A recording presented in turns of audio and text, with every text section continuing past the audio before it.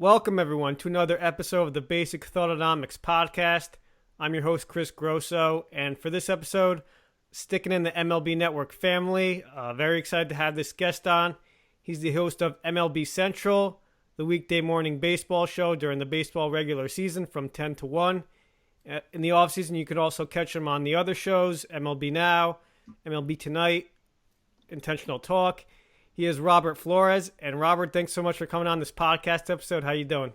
Hey, Chris, how are you, man? Thanks for having me. Of course, yeah, doing great. Thanks. Just wanted to ask, how's the off season going? I know there's a little bit of a reduction in the work schedule. Yeah. What's your day to day like? You kind of just itching for the season to get back. What's going on right now? I play a lot of video games and watch a lot of TV. I saw that. You're a big gamer. No, the off season's good. It's as you said, a little downtime, but then here pretty soon we'll be getting cranked up, and it's 5 days a week, so 5 days a week on MLB Central, so that'll be good. Right. And do you go out for 30 clubs, 30 days? You got Yeah, that coming up? I should. In fact, I know I will. Just a matter of where. Don't have that yet, but just a matter of when and where. But I'll definitely be out there. Got it. And for listeners, 30 clubs, 30 days, that's part of MLB Tonight. We're in February, March. The MLB analysts, host, they go to the spring training sites, visit with the teams, have interviews, do demos and stuff. Do you like doing the 30 clubs, 30 days? Just trying to get the vibe of the team, the culture around the team? Yeah, I think it's good. I think it's as you said, it's good to see for yourself what the team looks like, what they're talking about. Also, I think it's a good chance for the players to see us and not necessarily put a name to the face, but although maybe in some cases that's the case. But I think it's good for us to be in their midst and that kind of thing. Right. Absolutely. And going back to Central, you said that's 5-day work week, morning show. Are you a morning guy? Do you kind of I like am getting now. into that routine? Yeah, I am now. I used to work nights primarily, but it is nice. You're up early, but you're out early, so that's good. And it's a Monday through Friday for the most part, which is nice. So it's definitely been a nice thing. And I just want to ask about your thoughts on the offseason so far. It's been a very busy offseason, a lot of stuff going like off the field with the Astros, Red Sox, Mets, but on the field it's been very active offseason. Garrett Cole signing with the Yankees. Sorry about that. I know you're a Astros guy. But, Strasburg re-signing, Rendon going with the Angels. What do you make of the offseason? Definitely a lot busier than the past few.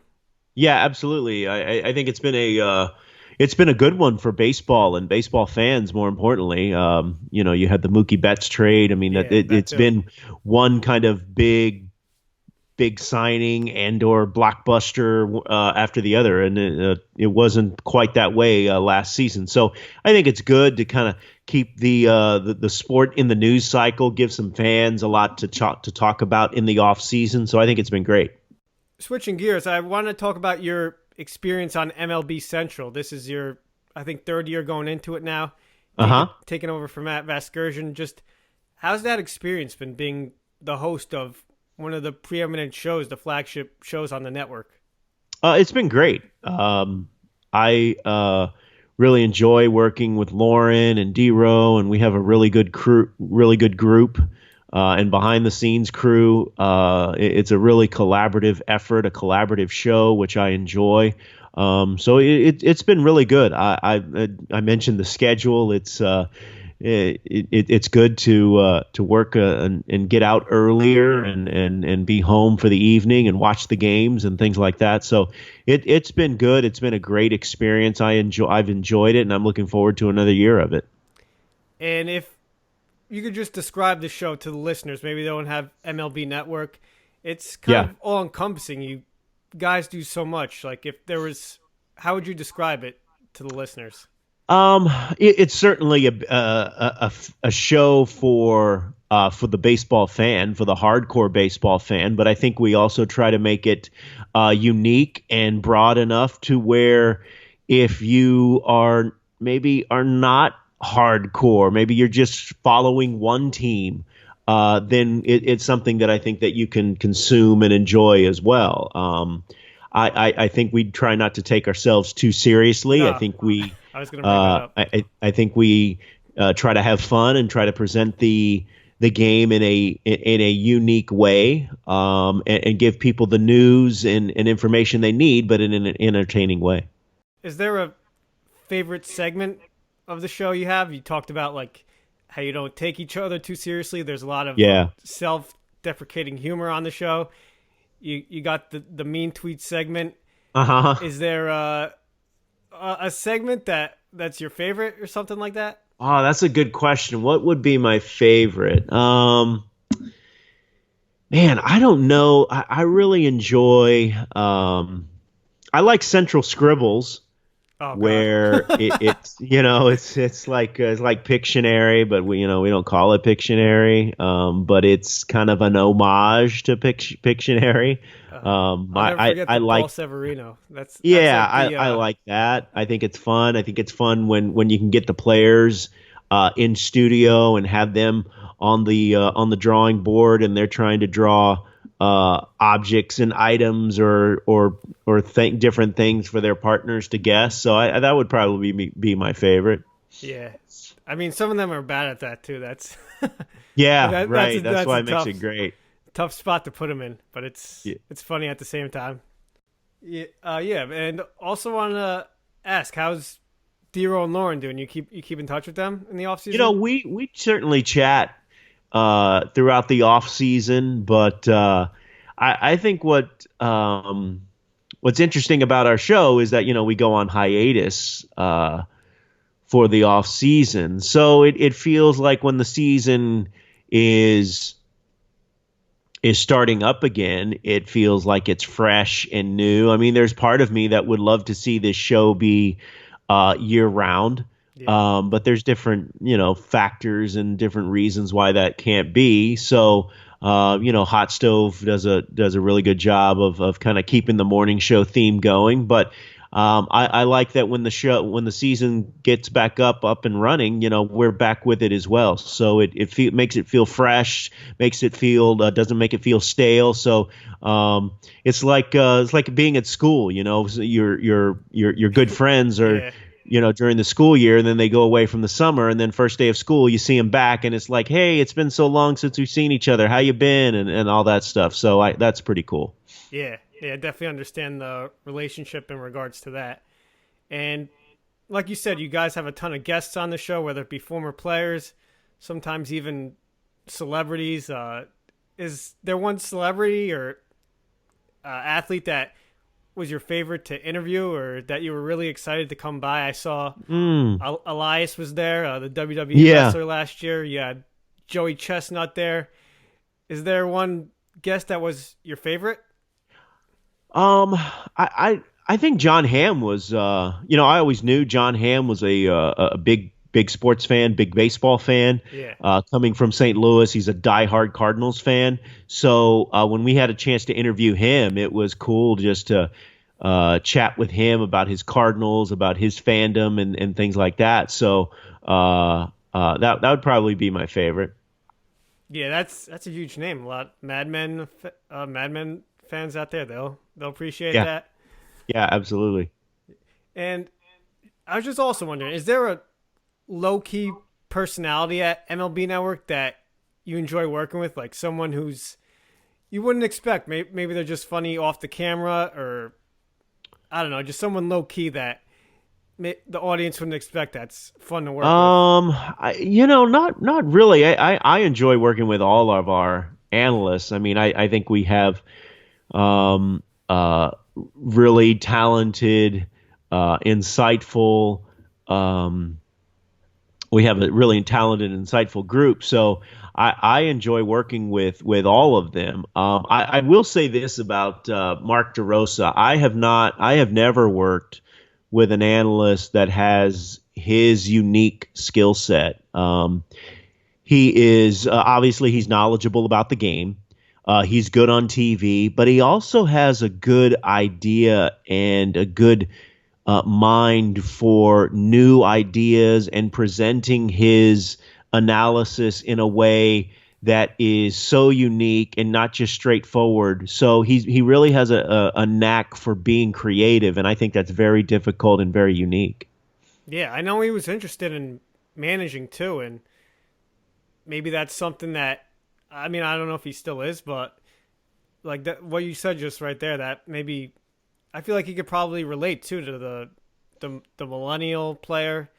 Yeah. I don't know. Yeah, just that's just something I've been thinking about. But yeah, that's Yeah, no, great he would insight there be. about I think he Dero. would make an. Yeah, I think he would make an excellent manager if that's something he wanted to take on and explore. But thankfully, at least for this year, he's going to be with us. Hear you on that. And you working at ESPN. Do you miss covering all the sports? I know you're a big sports fan, football, Yeah, basketball fan. Do you miss that? I mean, there's some elements of especially during the off season where you kind of miss being a part of or coming on after a big game or big event or being at the event or game. But MLB Network has been great for me and my family, and it's been an outstanding. It's been an outstanding coming up on 4 years. So I wouldn't change anything. I think it's been great. Got it. Yeah, good to hear. And just talking a little bit more personally about yourself, we were talking about it before. You're a big video game guy. Yeah. How'd you get into that? Were you always into it, like going back to Super Nintendo days, Oh shoot, Sega? I go back to Intellivision. That's how old I am. So I mean, I've always played video games. I've always been on some console one way or the other, whether it's, as you said, Super Nintendo or Sega Genesis or something along those lines. I play Xbox and PlayStation now, so Yeah, I do stream I saw video that. games on my Facebook page, primarily MLB The Show, because it's that natural baseball tie-in, and people closely associate me with baseball, so I think that's a natural fit. But I do play some other games, primarily NBA 2K, dip a little bit into the Madden pool Oh a yeah, I little love bit, but Madden's my yeah, game. it's primarily MLB The Show. I'm amazed how you can kind of multitask there, just playing the game while Yeah, reading like listeners' comments and yeah, it answering is. them. That's pretty impressive. Well, thank you, and it's I will say it's not easy because I you're don't trying to, imagine. yeah, you're trying to concentrate and play the game, and then you're also looking at questions that people will type in into the chat. I want it to be an interactive experience. Certainly, I think it's a good way for to connect with people out there. I just like talking, you know, on the day of the Betts trade, and originally, I fired up the stream and played some video games, and we just talked about the ramifications of it and all different aspects of it. So I think it's a good way for, I think it's unique. I don't think it's a lot. There's a lot of people my age doing it Right. necessarily, and there's not a lot of people that are sports anchors or broadcasters or whatever that also do it. So hopefully it's something different and unique. Yeah, absolutely. I was also checking out your team. I saw you got some like mega team there. Like Yeah. that kind of didn't seem fair. I saw your like bullpen was like Kenley Jansen, Yeah. Aroldis Chapman. Well, I think your lineup was pretty stacked too, but I yeah, don't know. That it didn't seem is. fair to It me. is. I do have a lot of good players and or cards if people are familiar with the game. Yeah, But I spend a lot of time playing it, and you collect the cards through the different just by playing it. And two, I probably spend a little too much money on it as well, because you can buy these players and cards to enhance your team okay. and whatnot. Yeah, So I'm not familiar with the terminology like that much in regards to yeah, I mean buying. it's like it's almost like card collecting, but in a video game form. I mean, the better players are obviously going to perform better. It's definitely, like I said, can be somewhat addicting. Yeah, yeah, no, that's it's cool. Good hobby to get into. Yeah. Uh, Definitely, yeah, in the off season. And then also wanted to ask about you're a big WWE fan. I appreciate you listening to my first episode. Yeah, I just want to talk about how your interest in that came about, like when that started. I see you're still kind of into the current programming, while I'm a little Yeah. more. Yeah, I'm not really a fan of it. I talked about it in my podcast episode, but just wanted to talk about your WWE fandom and the genesis of that. Well, I grew up. I grew up watching it. I would, as a kid, I'd watch it with my grandfather at his house, and we'd watch old Houston wrestling Saturday nights and Sunday mornings. So it's something that it's a guilty pleasure of mine. It's some people like reality TV. I like professional wrestling, and in a lot of ways they're kind of the same. So it's just something that I enjoy watching and keeping track of, and yeah, it's just something I've always enjoyed. You were at the Royal Rumble, right? I think I saw on your Twitter. Or were you Was at I? NXT? Oh, yeah. You know what? We were at the Performance Center, there in Orlando. We were doing a shoot for MLB Network and MLB Central that will air closer to WrestleMania. So when is WrestleMania? April, something like Yeah, that. beginning of April. Yeah. So we'll have that in the days leading up to WrestleMania. Oh, okay. Oh, yeah. I thought you were at the Rumble at their there for the weekend, but Oh no, I wish, but I've been to some to some WrestleManias and some Rumbles and Money in the Bank and stuff like that. So I've had the fortune of going to some pretty cool events. right.